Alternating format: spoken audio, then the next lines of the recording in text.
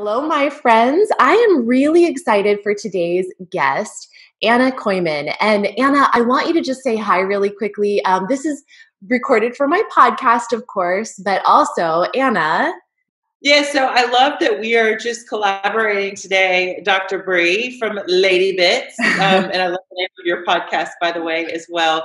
We seem like we're on a similar mission, and so I'm just thrilled that you're having me on and that I can share your expertise as a women's health physical therapist with my followers as well. I've got my 6-week-old nursing at the moment, and yeah, we'll be talking all things pelvic floor and tummy muscles and returning to exercise in a safe and effective fashion. So thank you again for having me on. You're welcome. I am so excited that actually one of our followers who follows you and follows me introduced us. Really, that's kind of how we connected at first. And since then, I've just been like loving over all of the work that you're doing. I think it's amazing. And partially because I was really looking for somebody who really focused and specialized in fun fitness for the prenatal and postpartum population, because I definitely have an expertise in that area. That's what I do with pelvic floor physical therapy.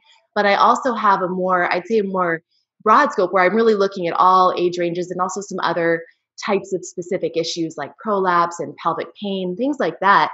But I love, Anna, that you really specialize in this period of life, the prenatal and postpartum period. And I love that you're doing it all in real time and showing your followers exactly what you are doing as you recover and, will have your babies, first of all, and then recover and get back into fitness. So it's Look, that's the idea. I mean, I think so often, you see trainers and they come back 4 months or 6 months after they've had the baby and they look amazing again. And who knows how they got there. Sometimes you can look amazing on the outside and on the inside. I'm sure you talk about this on your program. You can really be struggling right on the inside with pelvic floor weakness or even ab separation or a combination of the two. Got my 2-year-old who wants me to wash his hands, so I think I can get off the boob. But that means our followers will get to see this little girl. Oh. Sorry, talking about in real time. It's like if if we didn't do it like this, it wouldn't get done. Yeah, exactly. Has a work dinner tonight, so or not a work dinner, a work meeting. He should probably be back in the next little bit. But I'll keep talking while I've got Brooksy, and that's okay. So the idea with Strong Sexy Mamas is that we are really trying to help women get their pre-baby body back or close to it. That's everybody's goal, but at the same time, who really wants a pre-baby anything? Because these are the best gifts in the whole world, even when your 2-year-olds wash hands. So this is Brooksy, and he is now 2.5. And before Brooks was born, I was a marathon runner. I was a triathlete. I ran, big marathons, Boston, New York. We did triathlons and all kinds of things. And I did slow down when I was pregnant with him, but I got real serious about my recovery. I did get really serious about my recovery because I learned a bit about ab separation. I did have some myself, not a ridiculous amount, but a good amount. I just had 2.5 fingers, and I did get it close pretty well. But, the integrity of it was not fantastic. I did have some pelvic floor weakness, nothing that was out of the ordinary, I wouldn't say, to anybody else. But it made me just think from all the research that I did, and then I started getting back into fitness. I used to be a fitness instructor before working at Fox News Channel as the Fox and Friends weekend co-host. That was my job in New York. And so I was in fitness, and I got back into it and started doing lots of prenatal and postnatal education and realized that there seems to be a real disconnect between the fitness industry and what you do, Dr. Bree. It's like there's this group and then there's that group. And the fitness group seems to go balls to the walls and go crazy like fire immediately from the beginning. And then I find, no offense, not you actually, you try to make it fun too. But then the physical therapy community, it's so boring. And I do this for 10 repetitions and and who wants to do it?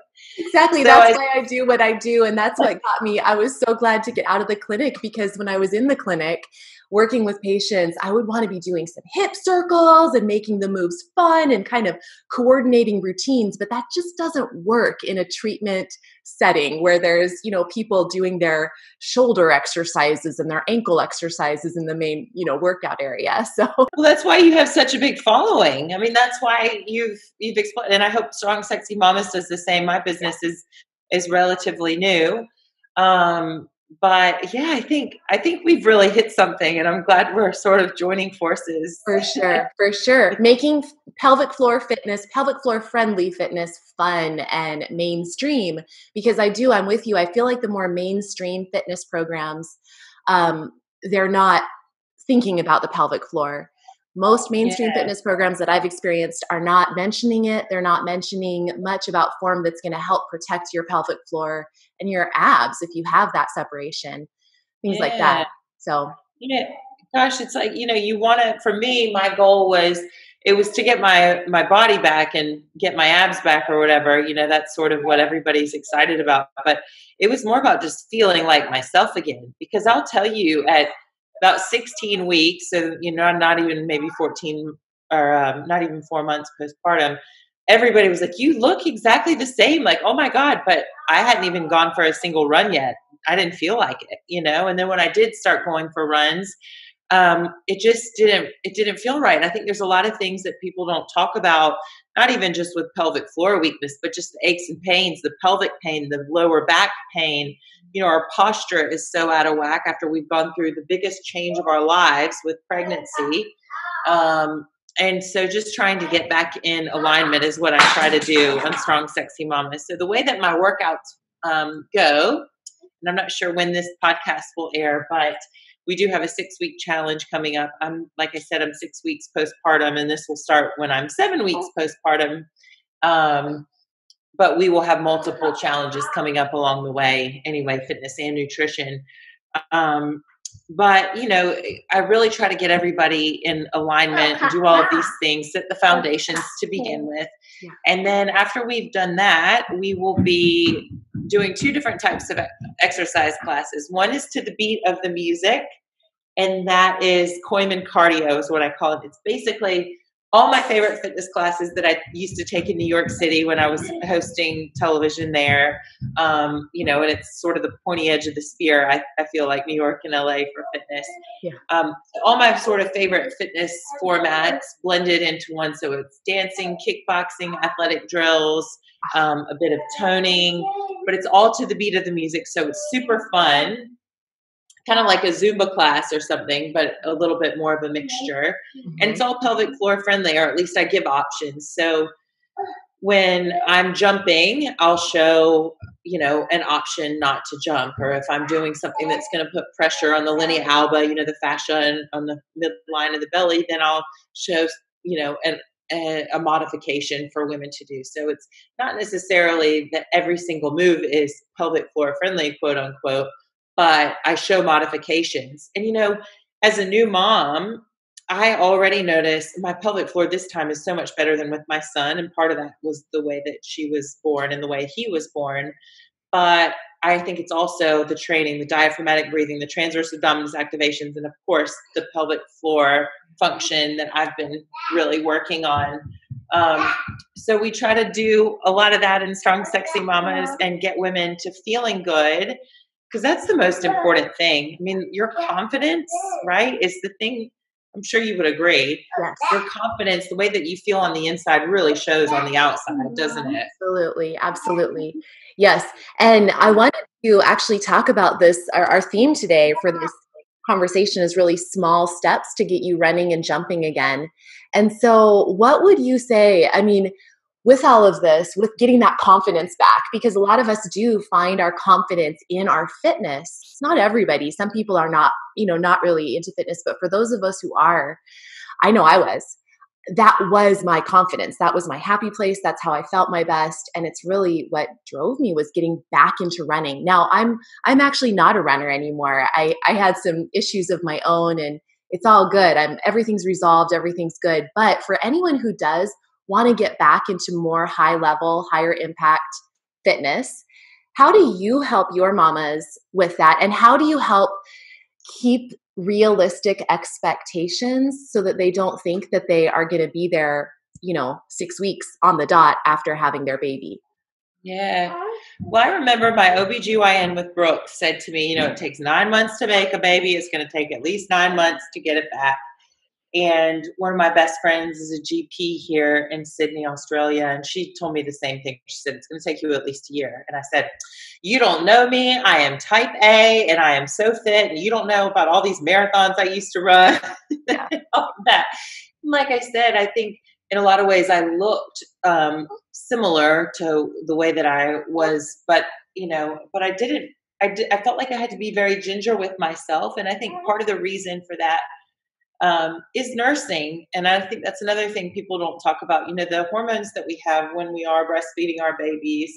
They're a lot of the same hormones that we have while we're pregnant, and some of that keeps our joints and ligaments lax. And of course, it's a natural thing. It was, if you believe in God, God created us to be able to birth babies and to, have this relaxing hormone that made our bellies be able to expand. But unfortunately, it made some other areas of our body more lax too. So we're more prone to injuries, right? We're more prone to whether it's hip or back or, that type of pain, pelvic pain, or even knee injuries. I mean, all of it. So we do have to be sensitive during this time. And even more, if you are breastfeeding, we have to remember that those hormones are still present. So it really is small steps that you have to take, and you do need to be realistic. And I guess I have found an appreciation for slower paced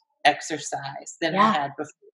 I was all about the boot camp and the plyometrics, and I still love that because that gives me the endorphins rush. But I found a nice happy place with exercise as well, just doing Pilates style exercises, probably similar to what you do on your YouTube channel. Yeah.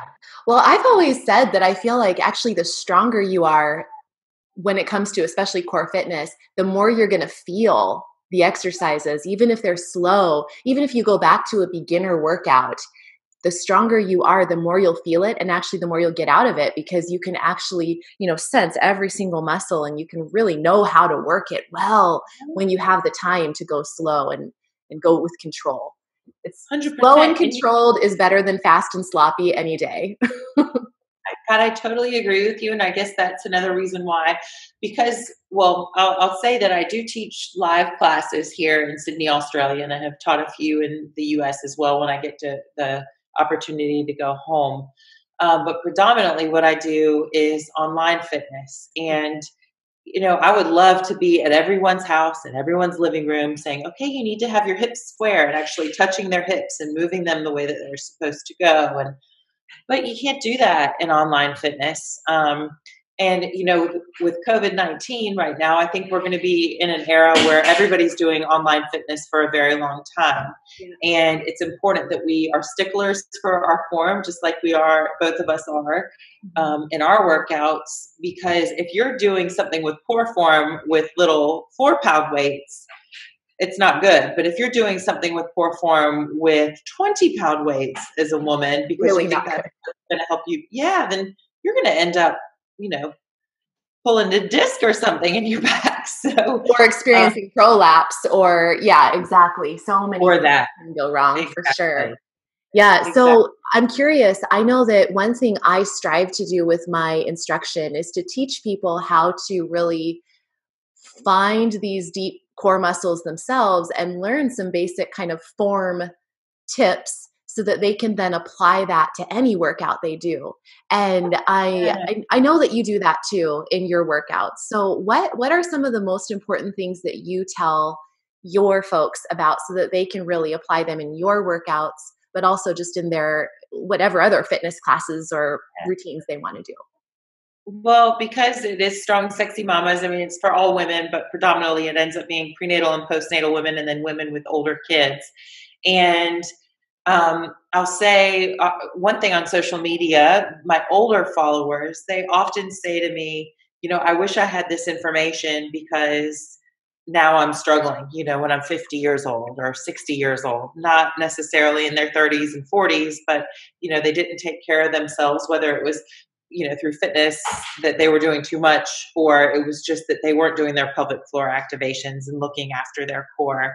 And so I do think it's very important. So we start at the very basics, and I try to, as hard as I can, not to make it boring, because they're the tiniest movements, but they're the mightiest movements. So we do pelvic floor activations to begin with very often. And a lot of times women are doing their pelvic floor exercises or Kegels or however you want to say them.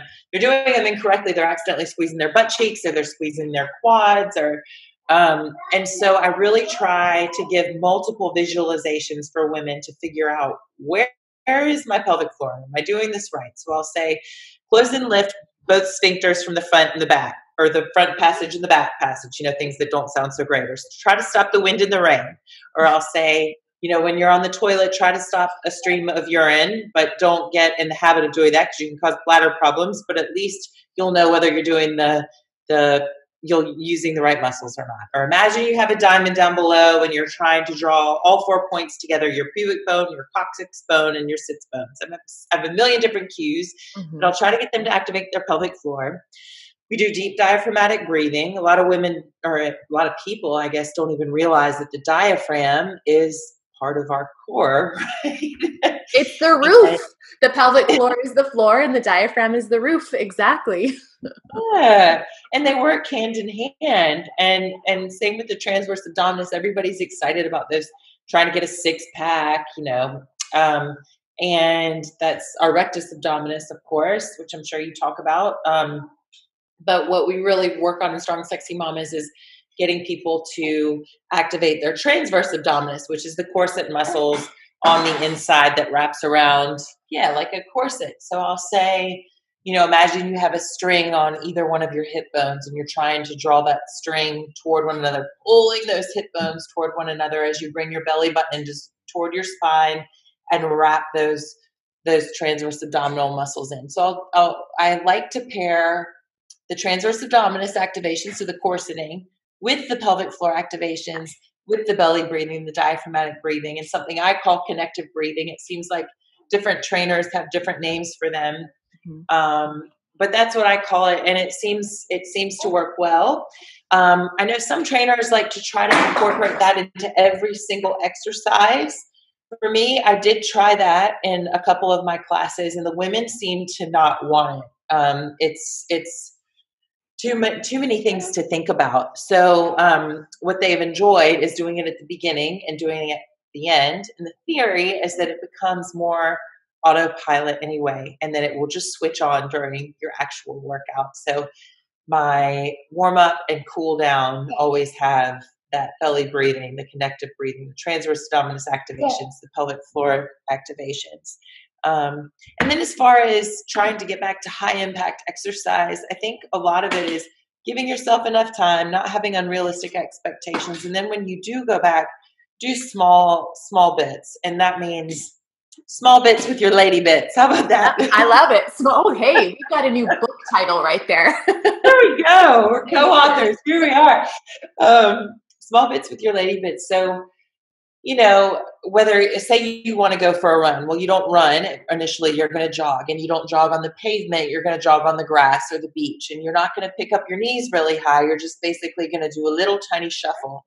Yeah. And maybe you do that twice a week, and then you move up to 3 times a week. And then you move up from, instead of just 3 or 5 minutes, you're up to 8 minutes. Yeah. Or exercises, if you do want to get back to plyometrics, like I told you, for me, plyometrics makes me tick. It makes me feel like $1 million, and I just want to do them again and again. And so, but you do have to be careful with that. So if you want to get to a box jump, for example, which is really popular with the CrossFit community, if you have CrossFit viewers, you would jump up, or instead of jumping up, you would just step up and step back down. And then you can start, doing half and half, where you might jump up, but then step down. Mhm. So it is small steps to get there, but it's so important, I think, to build a strong foundation for this house so it doesn't come tumbling down Absolutely. later. Yeah, absolutely. You ask any contractor, any construction worker, I am not one, but they would say the same thing. And I mean, we need to treat our bodies like that. So I love that. I love that message and small steps to get you running and jumping again. It's not to say that it, even if you have prolapse or you have bladder leakage or you have some kind of concern during pregnancy or postpartum, it's not to say Yeah, that you won't be able to run and jump again. You, in many cases, you absolutely will, but you have to do it stepwise and with care, like you're talking about. So I love that idea of getting the core activation going and then doing those gradually progressive intervals to get back up into the runs. I usually encourage people to do maybe even like 15-second intervals and then walking. And maybe they do eight to 10 intervals of 15 seconds each, just short little jogs yeah, and walking in between. And if their internal compass says, okay, this worked for me, meaning that they didn't have any issues, they didn't have any bladder leakage, they didn't have any feeling of heaviness or any discomfort of any sort, then it's like, okay, cool, maybe we'll do that again, or maybe even do a little bit more. But if yeah, they had a sign or signal like leakage or heaviness, then it's like, okay, well, that's my signal. Not that all hope is lost, not that it's all over, I'm never going to be able to do that again, but that I need to either back down a little bit or, work at that level for quite a while longer before I can push it up a notch. So it really is just different for everybody and absolutely tuning into your specific needs. And I usually encourage people to go slower than they think they should, in air quotes. Like if you think you should be able to run a mile, that's probably too much. Do half of yeah, that or do those little intervals that I just talked about. And then if you're good, if all is good, if you proved yourself right that you're fine, then go ahead and push it up. But you really have to listen to your signals or you could be setting yourself up for real problems down the road. yeah. One step forward, two steps back, For huh? sure.